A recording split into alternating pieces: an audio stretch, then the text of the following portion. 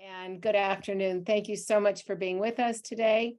And thanks. I'm Janice Kaminer-Resnick on behalf of Jews United for Democracy and Justice and Community Advocates, Inc. Welcome to tonight's America at a Crossroads virtual town hall program. I think this is program number 150. So it should be a very special program. Thanks to our leadership team, and a special welcome tonight to author and documentarian and analyst Chris Whipple for joining us. We are all looking forward to your analysis of President Biden's first 2 years, and welcome always to the always wonderful Patt Morrison.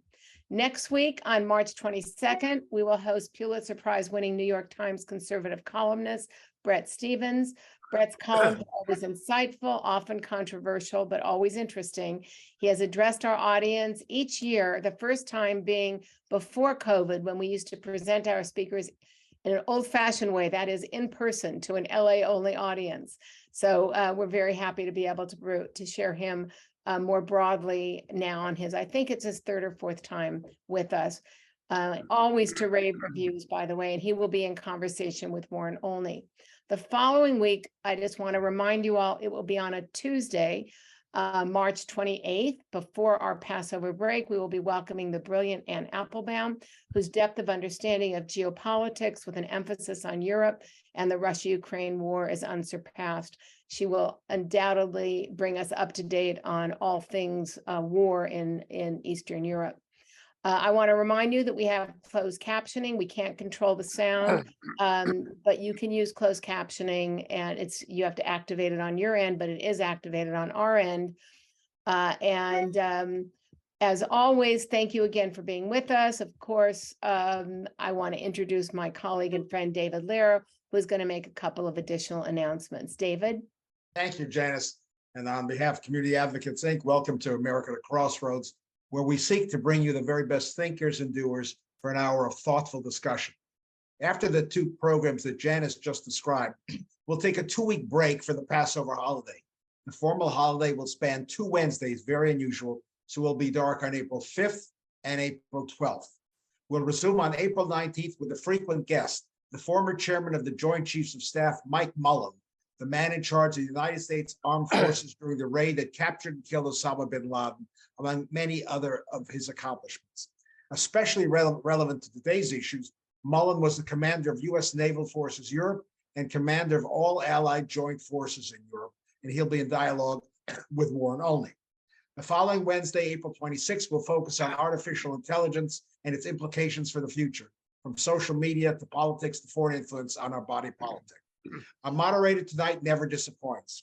She's always asked the probing next question that you wish you had thought to pose.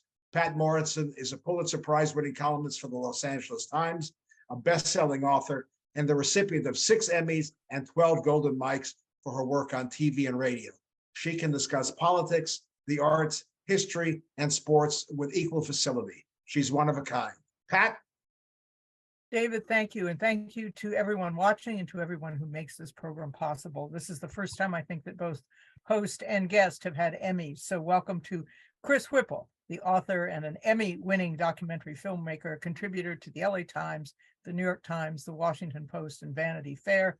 His earlier books, The Gatekeepers, about White House Chiefs of Staff, and The Spy Masters, about CIA chiefs. Now he brings us this book, The Fight of His Life Inside Joe Biden's White House. Thank you so much for being here. Honored to be here. Thanks so much for having me. I'm glad I'm not following Bret Stephens and Mike Mullen, but anyway, it's good company to be in.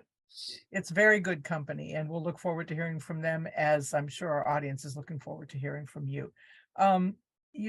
There's a line in this book, which I think was delivered by White House Chief of Staff Ron Klain, that says that Biden, in a way, was dealt a hand worse than FDR's, and maybe it was Churchill's hand, but we have FDR, who inherited a depression, Obama and Biden, who inherited the worldwide recession.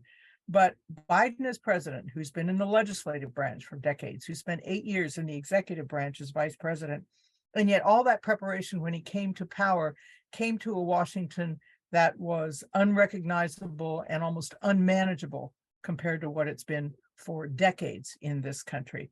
So size up what it was that Joe Biden walked into that was such an immense task for him to take on, that wasn't just about governing it, small g governing. Yeah, who in his right mind would want that job, right? People have asked me why I wanted to write a book about Joe Biden's White House. And the answer really is, how could I not? Joe Biden and his team faced the most daunting challenges, as you say, since FDR's presidency. But they had a once-in-a-century pandemic, a crippled economy, racial injustice, global warming, the aftermath of a bloody attempted insurrection that polarized the country, all that before a tyrant in Russia invaded a democracy in the heart of Europe. And so, you know, how could anybody with a storytelling bone in his body not want to write that story, which I've spent the last 2 years doing? I think there's just no question in my mind that not only that Joe Biden faced and faces the most daunting challenges since FDR, but I think this is the most consequential presidency of my lifetime. And I've been around for a while. I can remember 1968 and the how polarized we were back then. I think the stakes now are greater. You write that there was no explaining Donald Trump, and for Joe Biden, there would be no escaping him, and he'd be judged in part by whether he could try to hold back the authoritarian forces that Trump had unleashed at home and abroad. So the Biden presidency couldn't just be about policy, couldn't just be about legislation, couldn't even just be about the bully pulpit. It had to be something more profound. And that seems to come through in every aspect of every decision that's made in this Oval Office. Yeah, I think Joe Biden hoped that it would not be a presidency about Trump. And of course, it's about much more than Trump. But the thing that really shocked Joe Biden more than anything else in his presidency was the lasting power of Trumpism, of MAGA. He thought he had this old school notion that this would be in the rear view mirror by now. He thought he had won the election by 7 million votes and had a mandate. That was, but it was not to be. In the first year or so, you remember that Biden would refer to the former guy. He barely used his name. It wasn't until the anniversary of January 6th when he delivered that fiery speech about MAGA and the continuing threat that he really took on Trump directly. And really, for the first 2 years, Biden's tried to do two things that are contradictory. One is to unify the country, and the other is to call out in no uncertain terms the threat that MAGA posed and continues to pose to democracy. I don't want to skip to the last reel, but how well has he been doing on that? Well, I think that, again, I think he was reluctant to make his presidency about Trump from the get-go. As time has gone on, he's realized that he had to take it on. You know, he ran because of Charlottesville. That was the trigger, and I write about it in the book. I describe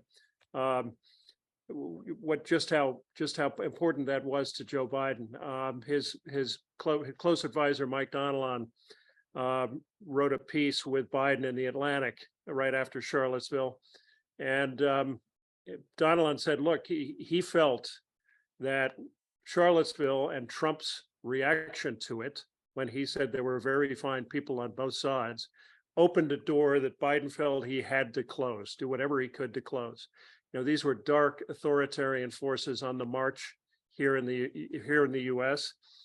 In effect, given a wink and a nod by the president of the United States, it triggered Biden's run for the presidency, and I think that Biden's presidency has become even more.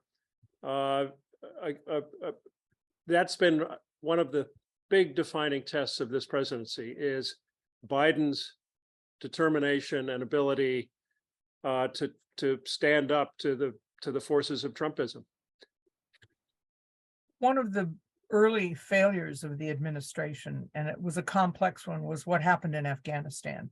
Donald Trump had promised a complete withdrawal, and Joe Biden had his own thoughts about Afghanistan, and he also had his own advice, both from his chief of staff, from his generals.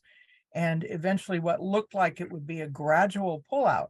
And here's Joe Biden with his speaking sometimes against his own interests, saying, we're not going to have in Afghanistan what we had in Vietnam, which is helicopters off the roof of the embassy. Yeah. And people heard, then his staff heard that and thought, oh dear, here we are setting up an image of failure. So talk us through what happened with Afghanistan and how it looks now from this vantage point. Yeah, I write about it in great detail in the book. I called it a whole of government failure where everyone did almost everything wrong. In contrast to Ukraine, where I think Biden and his team did almost everything right. But there's no question about it. It was the evacuation was a debacle. And I spoke to all the principals, except for Jake Sullivan, actually. But I spoke to Tony Blinken, the Secretary of State. I spoke to CIA Director Bill Burns, Mark Milley, the chairman of the Joint Chiefs. And this was a case where Tony Blinken told me that everything they did was based on a fatally flawed intelligence estimate that said the Afghan government and armed forces would last for 18 months. Now, this was news when I went over and sat down with CIA Director Bill Burns. This was news to him, and he insisted that no, we were clear-eyed about the fragility of the armed forces, the Afghan armed forces. And we said that if you took away two legs of the stool, namely the US military and the American contractors who kept the Afghan planes in the air, that was a recipe for a very quick unraveling. At the end of the day, the intelligence was flawed. The execution was tragically botched. They had only 700 troops. There was a cap of 700 troops trying to get all the Americans out, and along with friends and allies. It was insufficient to the challenge. But in fairness to Biden, I'll circle back to something you alluded to. Donald Trump had a half-baked negotiation with the Taliban. He nevertheless set a withdrawal date of May 1st, 2021. At that moment, the writing was on the wall for everyone to see. The Afghan government and armed forces read it. They knew that the US was going to hit the road, and they hit the road first. So I think that it was after that assertion by Trump, I think that it became extremely difficult to get out in a way that was orderly. It was clearly a recipe for disaster, and it was a disastrous exit. Was that kind of a trap that Trump had set, perhaps not even intending to, because he certainly didn't intend not to have a second term? Yeah, no, I mean, I'd say far be it for me to psychoanalyze Trump and explain why he made that pronouncement, but it made Biden's decision extremely difficult. Biden, of course, moved the deadline to August 31st, and Mark Milley, General Milley, told me in great detail about the arguments they had about it. Milley and Lloyd Austin, the Secretary of Defense, argued for keeping a minimal presence of 2,500, 3,000, maybe 3,500 troops, and taking more time to withdraw. And Biden posed the question, the problem with that argument is that the Taliban had held off from attacking the US military during the period preceding the deadline. But Biden said to Milley, look, the day after August 31st, all bets are off. The war starts all over again. They will attack. We'll have to increase our troop presence. And it's a formula for endless war. And Milley told me he conceded the point to Biden. He said, I can't argue with that. That's true. And this has been particularly haunting, I assume, for Biden ever since, particularly because he was so invested in the fate of women and girls in Afghanistan. He was, he was all in for American support of of Afghanistan until 2009. One trip in particular that he took to Afghanistan. When he came back, he decided that it was fruitless. But it was difficult also for him. I asked him, we can talk about this later. I did. He agreed to answer my written questions with written answers. And of course, I would have preferred to be in the Oval with him. And yet I thought he gave me some really revealing answers. And I asked him what his best day was and what his worst day was. And his worst day, perhaps not surprisingly, was the day that 13 American service members were killed in that tragic suicide bombing in Kabul. But it was personally wrenching for Biden. It was the darkest day of his presidency, literally darkest. A thunderstorm happened to come over the White House as they were getting the news. Lightning struck the north lawn and the south lawn. Biden ultimately had to go out and try to comfort the families of the fallen. And when he got there, there were several families that were infuriated. They were having none of it. Biden, who is so good at consoling grieving families, especially when he invokes his son Beau, was getting nowhere. In fact, they wanted to see Trump. They screamed at him. They blamed him, criticized him for talking about Beau. Well, Biden went back to the White House that night, and he said to one of his close friends, one of his aides, "This is what being president is." You also have some shocking new insights into kind of a general sense that Biden and his Secret Service detail and the Secret Service generally had problems. Well, this is a man who had 8 years of Secret Service protection as vice president, also as candidate, but the MAGA sensibility had gotten even into the Secret Service, which Trump himself had tried to politicize. It really was shocking. Can you tell people about that, please? This was really startling to me. Biden had a very good relationship with his Secret Service detail as vice president, and even during the transition, he was very friendly with the head of his detail. That person was transferred out, and when he became president, the size of his detail suddenly mushroomed. And among the detail were several agents who were clearly MAGA sympathizers.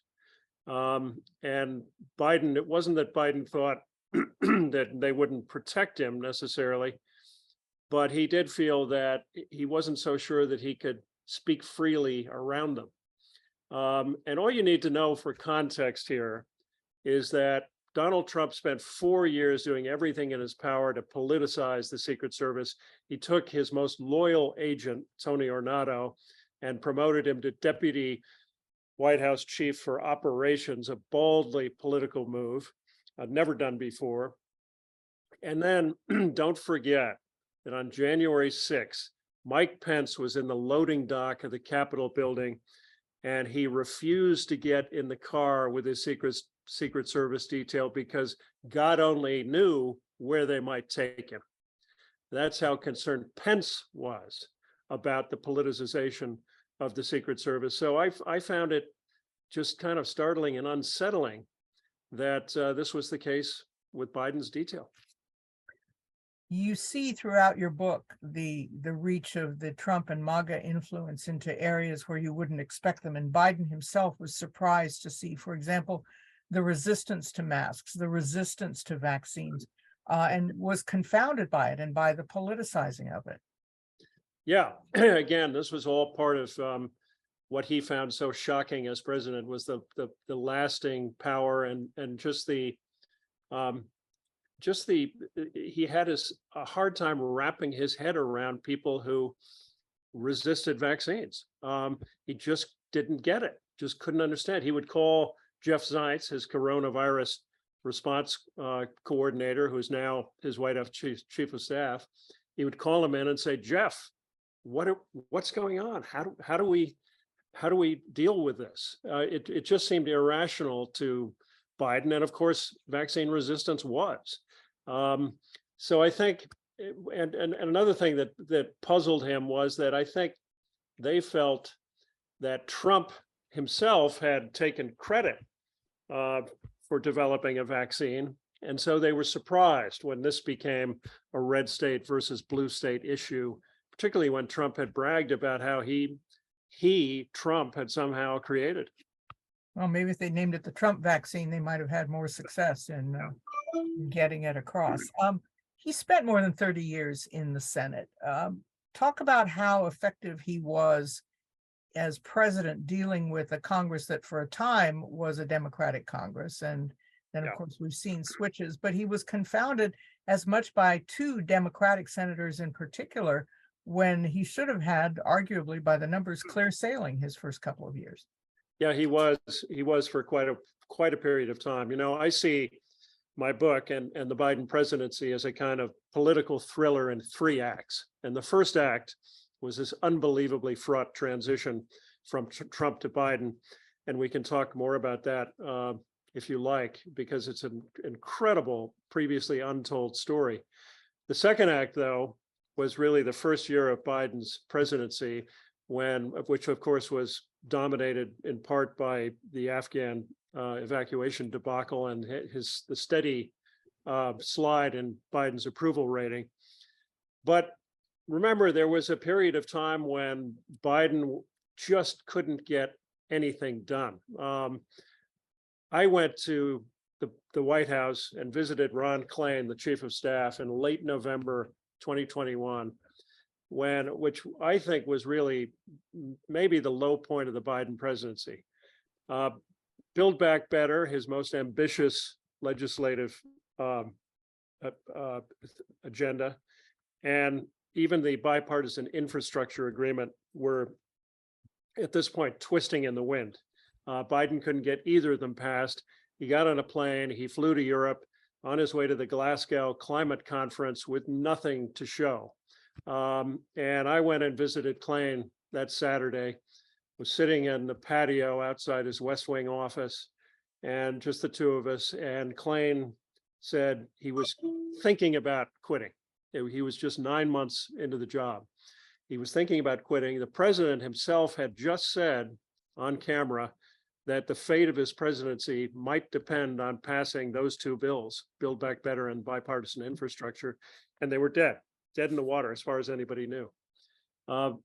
Ultimately, Ron Klain decided to stay on. He felt he owed it to the president to stay through the midterms. I think Joe Biden is really grateful that he did. But long-winded answer to your question, but there was a long period when Biden was getting nowhere. In the end, Joe Biden has been underestimated time after time after time after time. And he and Ron Klain just kept at it. And I think their patience and perseverance was eventually rewarded in the form of bipartisan legislation that nobody thought he had a chance of passing, a whole string of legislative success that rivaled LBJ's, culminating in the Inflation Reduction Act. And you know, a lot of this is because Joe Biden understood how Capitol Hill works, and so did Ron Klain. And in the end, they were able to get, you know, again, an historic legislative agenda through. If you have a question for Chris Whipple, we'll get to your questions later in the hour. You can put them in the chat box. Tell us who you are and what your question is. And right now, I'd like to get back to the topic of the transition, which you alluded to earlier. We know that we've seen in the past transitions have had pranks, you know, typewriter keys supposedly removed, glue put in drawers and drawer locks. But this was a transition of hostility and resistance. And even at one point, you write that the head of the GSA was afraid to do what she was supposed to do for the transition because she was afraid of Trump's wrath. This is a president who fired a member of the Justice Department one day before his pension was to have been vested. So his capacity for that kind of retribution was immense, and people were afraid of that on top of everything else. I think we all remember how fraught that transition was, even before January 6th, that horrific day.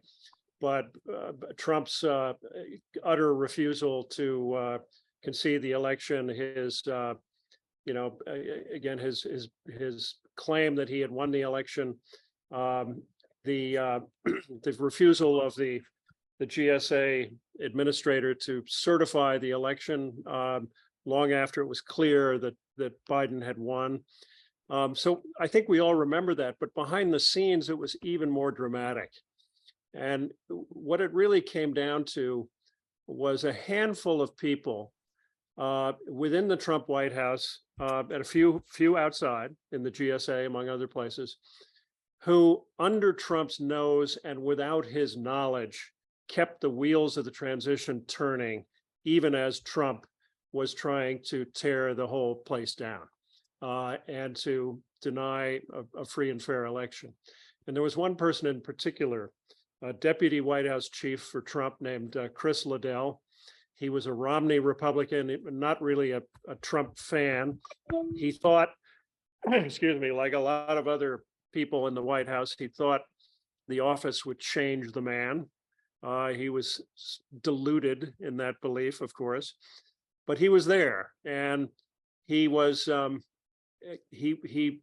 while Trump was trying to engineer a coup, as we all know, he simply quietly went about the business of making sure that the peaceful transfer of power would take place at noon on January 20th.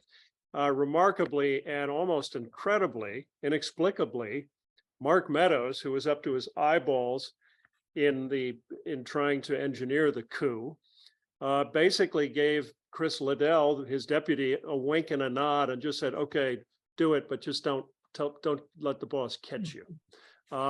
And Chris Liddell went about his business. And at the end of the day, at 11:59, not at the end of the day, the middle of the day, 11:59 a.m., January 20, Liddell climbed into his Corvette convertible in the West Wing parking lot, tipped his fedora to the Secret Service, roared off down Constitution Avenue, feeling that he'd done a good deed. And when the Biden team showed up, the White House was a ghost mansion, empty, no instructions, no, even desks were missing where they should have been. Yeah, it almost began, it was the opposite of what had happened 4 years earlier. When what happened was that Ron Klain asked Mark Meadows what time he should come over to the White House. And he said he was told to arrive at 10 a.m. Klain arrived right on time, walked into the West Wing. All the lights were out. He went up to the door of the Chief of Staff's office, and it was locked, and nobody was home. This was sort of classic because 4 years earlier, Dennis McDonough was sitting in his office, the Obama's last White House Chief of Staff, waiting for Reince Priebus, Trump's first chief of staff, to arrive so that he could show him around. McDonough waited and waited and waited, and an hour later, he turned off the lights and left. No one was home, and so the Trump presidency ended more or less the way it began. You write that 3 months in, Biden had been changed by the presidency, that the isolation and the loneliness were really getting to him. This is a very gregarious man who loves the company of other people, particularly his family, his wife, his grandchildren.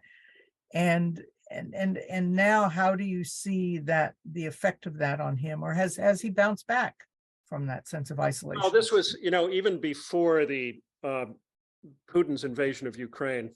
I was told by a very close friend of Biden's that he suddenly feels the loneliness of the office. It affects every president that way at some point, maybe with the exception of Trump, I don't know. But I put that question to Ron Klain the next time I saw him, and I said, "Ron, is that true?" And he said, "Look, loneliness is not a word I would ever use with Joe Biden. He's on the phone constantly with Beau, with his grandchildren. He's constantly talking to friends, but he does feel the weight." He thought weight was the better word.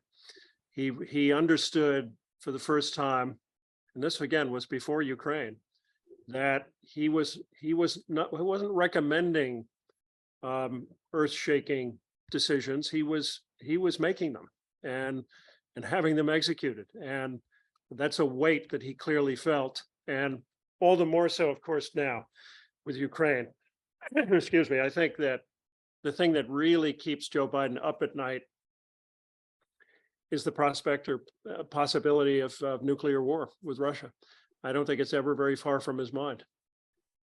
I saw a fleeting number before you and I sat down to talk today that about a third of Republican voters say it's important that their candidate not support Ukraine against Russia. And yet here is Joe Biden, who has undertaken to reassert the American role as being first among equals, first among allies in this particular conflict, of which someone told you that the Putin war on Ukraine is like Europe's 9/11. It was an extraordinary wake up. So talk to us about why Biden has made the decision he did about Ukraine, why he thinks it's so important, and where he thinks this is ultimately going to go, with Putin seemingly determined to wage a Pyrrhic war if necessary.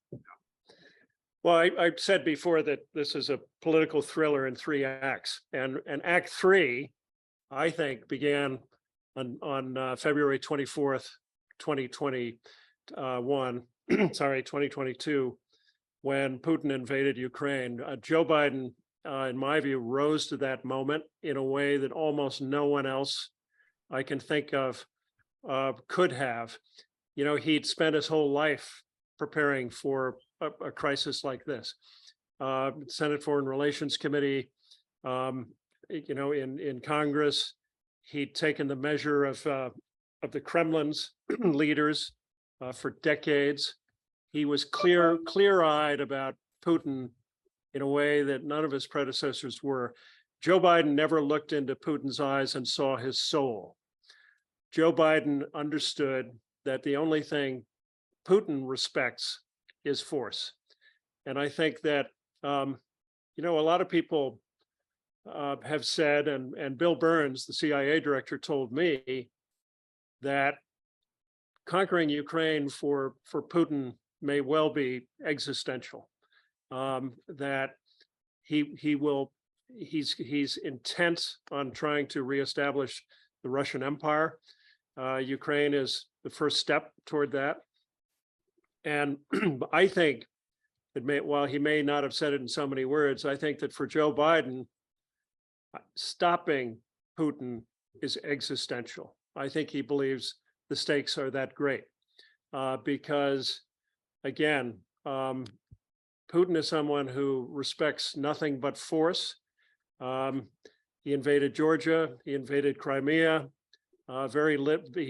He suffered almost no consequences, no serious consequences. And here we are, and there's no reason to expect that Putin won't continue to try to conquer all of Ukraine. Bill Burns told me that he thought that even if somehow some political settlement were reached, that it would probably just be a pause before Putin came back for the rest of Ukraine. And of course, all that bodes if there is a Republican administration in the Trump mold that returns to office. And there was news this week that Fox edited out of an interview with Sean Hannity Trump's comment that he would have given bits and pieces of Ukraine to Putin, which is rather Joseph Chamberlain. Well, and Ron DeSantis, the only serious challenger to Trump, of course, has already very recently said this is just a territorial dispute. In effect, why are we getting bent out of shape? The reason we're getting bent out of shape is because Putin is a threat not only to Ukraine, but to democracy in Europe. And ultimately, again, people thought that when Joe Biden talked about the 21st century being a conflict between democracy and autocracy, that he was just talking platitudes. But here we are. And here are the same dark forces, dark authoritarian forces that we saw in Charlottesville on the march in Europe. and threatening Western democracy and the whole rules-based post-war order. What do you see as some of Biden's unforced errors? Well, clearly, Afghanistan was probably the biggest unforced error. You know, when you referred to that speech, that press conference he gave, in which he said, "This is not going to be anything like Vietnam. You're not going to see helicopters lifting off the roof of embassies." As he was saying that, one of his senior aides told me he was, again, you know, listening to this and slapping his forehead and thinking that was a pretty dumb thing to say, because we lift helicopters off the roof every day. There have been major errors, certainly in the execution of the Afghan withdrawal, and then there have been minor ones. But I think that, as I say, there was a long period during the first year of his presidency when he was trying to get those bills passed, Build Back Better and bipartisan infrastructure, where I think that long, drawn out, ugly period of sausage making, trying to get those bills passed, took a tremendous toll on his approval rating. It just continued to decline through that whole first year, and it's never fully recovered. Why is that? Because the employment numbers are better. You know, you see things that are happening in the economy, things that are happening on the COVID front that all bode something optimistic, and yet his numbers don't reflect it. Yeah. So in fairness to Biden, a little bit of context here, because Ronald Reagan at this point in his presidency was somewhere around 33% approval rating. Biden's at 42 or a little bit higher at this point. So we should keep it in perspective. I also think that approval ratings are not what they used to be. You know, we live in a country that is more polarized and divided right down the middle than ever. And I think the days when presidents had approval ratings of above 50% are probably long gone, or at least gone for a while. So I think that's part of it. I think also, this is just my own theory, but I think the country is going through a period of kind of almost PTSD as a result of years of suffering through the pandemic and a crippled economy. You don't shake that off overnight. And I think it would be hard for almost any president to really turn that around quickly. But as you say, Biden's made tremendous progress. It seems like even polls like the electorate find bigger numbers of unpersuadables than had been the case in the past. Yeah. So we'll there. We're getting close to the topic of re-election, but before we do, I want to ask about the midterms, because in the book you write that his staff thought that 2022 was the summer from hell, and yet by November 2022, there was the most staggering result of a midterm election that we had seen in years. In spite of Afghanistan, in spite of the supply chain, in spite of the border, you had the Democrats staying in power in the United States Senate and Republicans barely eking out a majority in the Congress of the United States, to their astonishment and everyone else's. Yeah, Biden and his team defied expectations, defied 60 years of history. The predictions were that they would lose something like 40 or more seats in the House. They lost just a few. They held the Senate. Nobody thought that would happen. Biden was mocked, you may remember, by most of the press when he was talking about women's reproductive rights and the threat of MAGA, and everybody said, it's inflation, stupid. You're talking about the wrong thing. Well, this is one of those cases where, I wrote a book about the White House chiefs of staff called The Gatekeepers back in 2017. And this is a case where I think Ron Klain's political savvy paid off in spades. What happened was that Joe Biden, being Biden, wanted to go everywhere and talk about everything. He wanted to brag about all of his accomplishments during the first 2 years before the 2022 midterms. Klain and the political team sat him down, and as only a White House chief can do, Klain said, "Mr. President, you're going to go only to the states where we think you can make a real difference. And you're going to talk about, number one, women's reproductive rights, and number two, the threat to democracy that MAGA represents." Well, Biden followed that playbook, and the rest is history, because those turned out to be the winning issues, at least according to exit polls and other data. That really seems to have helped in defying all expectations. Has he gotten his feet under him in the sense of what I'm looking at here? He had the Build Back Better, the infrastructure success. Already you're seeing Republican legislators who voted against it out there cutting ribbons, I think, for projects that it's paying for. You've got Uvalde was his new town. He was clearly frustrated about that. And now he has an executive order as much as he can enforcing background checks. And at the State of the Union a couple of months ago, he did a very sly end run and boxed in the Republicans. He also managed to beat Mitch McConnell a little earlier at one of his own games. So is he finding, perhaps because of the midterms, a new confidence and a new strength in how to deal with Washington that has frustrated him under the old playbook? Yeah, again, I think in this third act, or maybe fourth act of his presidency, as he now goes into what will be a tough re-election campaign, he's a better president in 2023 than he was in 2021. I don't think there's any question about it. For whatever reason, I do think the turning point was Putin's invasion of Ukraine and the way he rose to meet it. Again, unlike, in contrast to the Afghanistan withdrawal, this was a case where they did almost everything right. And there are plenty of stories, previously untold stories in the book about that, in that walk up to Ukraine. But I think that he has found his stride. People may say he walks like an 82-year-old, but I'm getting ahead. Actually, he's not quite 82, but he will be when he runs for re-election. But I think, goes into his third year with a lot of momentum. It sounds like you expect him to run for re-election. Bob wants to know, if he is re-elected, do you think he will be able to do the job physically and mentally? I mean, there are days when I kind of walk like that too. Well, he's running. I think there's just almost no doubt about it.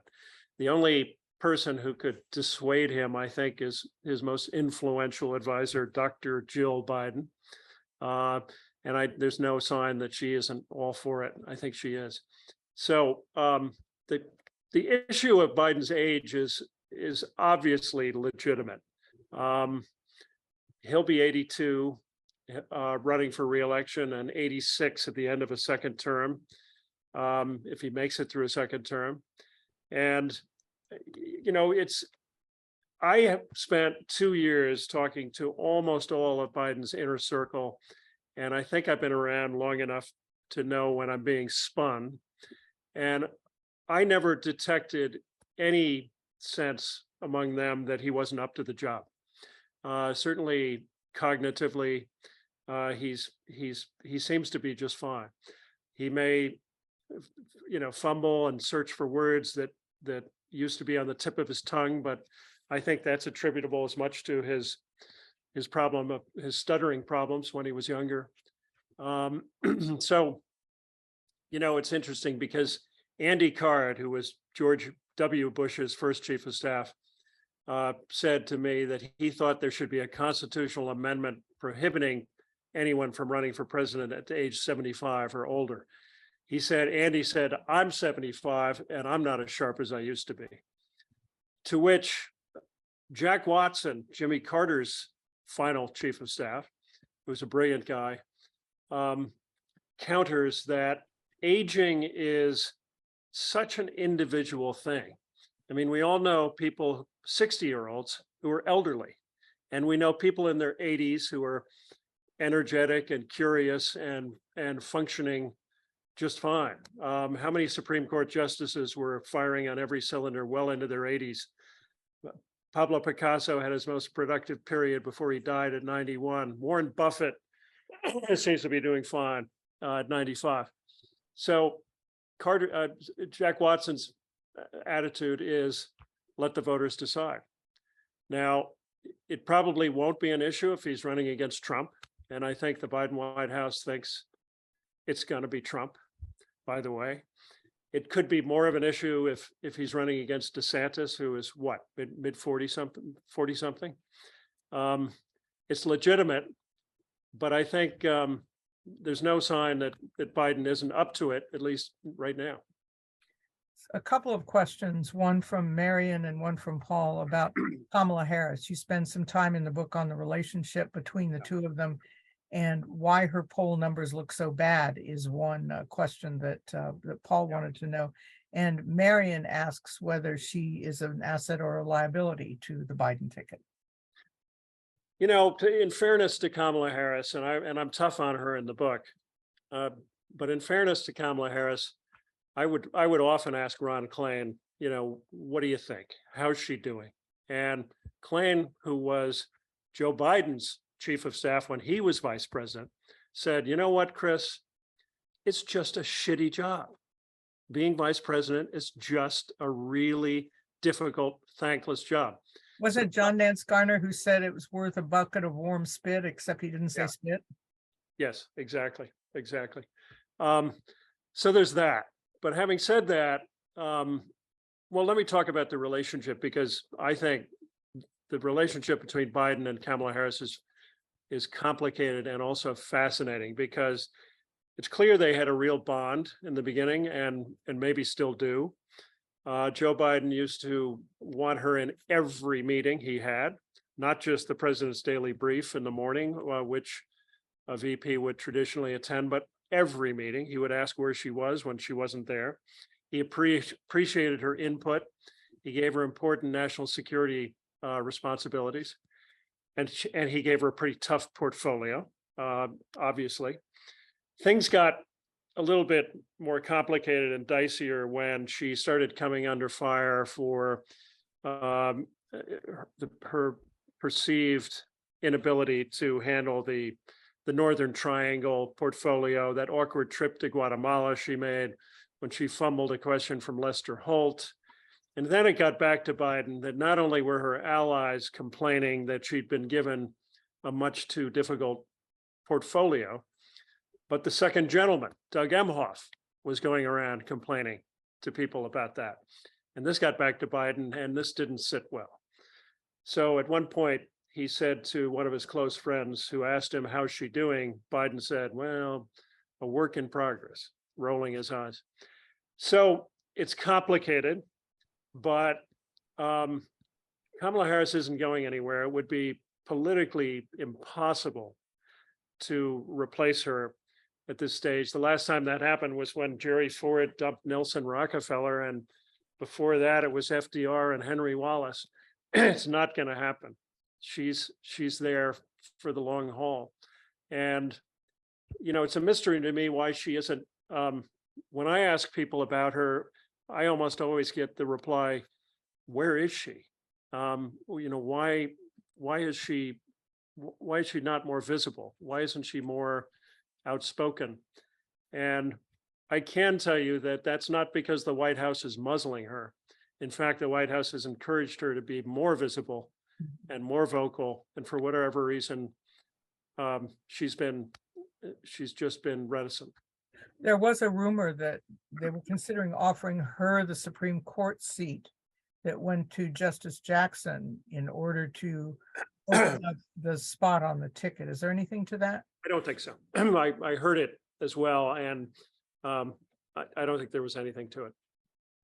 Robert wants to know, let me see if I can find, about how Democrats should respond to that word that Republicans love now without necessarily being able to define woke. How to deal with the idea of woke. Does Biden need a sister soldier moment to stand up to woke, or is woke absolutely part of his portfolio? You know, I think it's a good question. And obviously it's something the Republicans are trying to hang around the Democrats' necks. Personally, I think that Joe Biden should take a page out of Bill Clinton's textbook, not Sister Soldier, but when Newt Gingrich was setting his hair on fire on a daily basis and impeaching Clinton for Monica Lewinsky and all the rest, Clinton did something very smart, which was he ignored it and he went about the business of governing, and he was rewarded richly by reelection. I think if Biden's smart, he'll do the same thing and let the Republicans talk about nonsense and hang Social Security around their necks, and stick to the issues. And I think that if the midterm elections of 2022 are any indication, he'll be rewarded for that. We have a question from Dorothy about why Biden agreed to allow oil drilling in the Arctic. Is this smart politics? Because there was a trade-off for new wilderness areas, for new areas of preservation, but at the same time allowing drilling to proceed in this area, which is something that was a big fight in the 90s. Yeah. Although a different part of Alaska. Yeah. I don't have any real inside detail on that, but it does seem to me that Biden is tacking a bit to the center as he prepares for re-election. And another perfect example of that was the DC crime bill. Again, the fact that that bill lowered the penalty for carjacking, for example, was just so politically radioactive that Biden, I think, had to oppose it. Obviously, he's vulnerable on crime. And I think that in this case, I'm sure Lisa Murkowski had a lot to do with this. She lobbied long and hard for this exception with drilling for oil, and obviously prevailed. And I think probably Biden's calculation is that we've given the tremendous problems with energy right now in the context of Ukraine, that this made sense on its merits, number one, and number two, that he could afford it. He could afford to tack to the center before re-election. Years ago, Donald Rumsfeld, the defense secretary, talked about known unknowns and unknown knowns. I suppose he means the icebergs, the ones above the waterline and below. Can you envision any of these, any subject areas, not necessarily specifics, that would be a great danger to this Biden ship of state? Well, again, there are plenty of unknown unknowns out there, as Rumsfeld would say, and it's hard to predict. But it's certainly one could imagine that if China actually does start supplying weapons to Russia in its invasion of Ukraine, its ongoing battle, the war with Ukraine, that's a really, really fraught moment for Biden and his national security team. But this is a terrific foreign policy and national security team, in my view, despite the stumbles in Afghanistan. And I think we're lucky to have a team like Jake Sullivan and Tony Blinken and Milley and Austin, if that comes to pass. Given the success that the message about reproductive choice and about the threats to democracy had in 2022, do you expect to see these reprised in the 2024 campaign? Yes, for sure. I think that there's not very much that the president can do other than appointing judges. And by the way, he's appointed more judges than Trump, more judges than Reagan. Some people tend to forget that among his other accomplishments. But there's not very much a president can do except get more Democrats elected, frankly, when it comes to women's reproductive rights. But it was resonant during the midterms. And I think the threat to democracy that's posed by MAGA in general and Donald Trump in particular is without a question on the ballot in 2024. And certainly if Trump becomes the nominee, which I think he stands a very strong chance of being. So I think there's no question about it that Biden feels that MAGA is a continuing threat and that he'll be running against it. Is there one issue he wants to be sure that he has in hand before he runs? Is it inflation? Is it, I don't know. Well, yeah, I mean, you could almost argue that having come into office facing the most daunting challenges since FDR, now comes the hard part.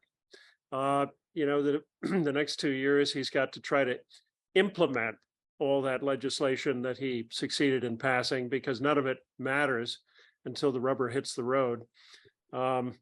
He's got to try to implement the Inflation Reduction Act. He's got to avoid a recession. He's got to bring inflation under control. He's got to avoid a bank crisis, which has reared its head. There's your unknown known, or Very recently, yeah. There's an unknown, and so in Ukraine and all the rest. So he's got daunting challenges ahead between now and 2024. We try to end with something of an upbeat note, so perhaps you can give us something to hold on to and to put under our pillows tonight when we go to sleep. I hope this hasn't been too much of a downer, but look, I think that the November 2022 midterms, which defied everyone's predictions, are a really hopeful sign that voters will listen to reason. Voters, in 2022, normal beat crazy. Normal beat crazy in 2020 by 7 million votes. Normal won again in 2022. And I think there's also a very, very real prospect. I think it's almost inevitable that Donald Trump is going to be indicted between now and 2024.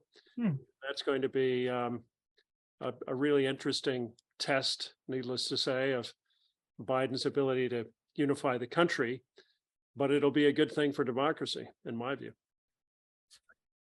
Well, let us hope that some of these things, in fact, come to pass and the saving of democracy becomes job one for everybody who is in the mix in these political concerns, including the chiefs of staff whose work you described so well in your book about them. Chris Whipple's new book is The Fight of His Life Inside Joe Biden's White House. His earlier ones, The Gatekeepers, about White House chiefs of staff, and The Spy Masters, about CIA chiefs. It was a pleasure to have you here. Thank you so much.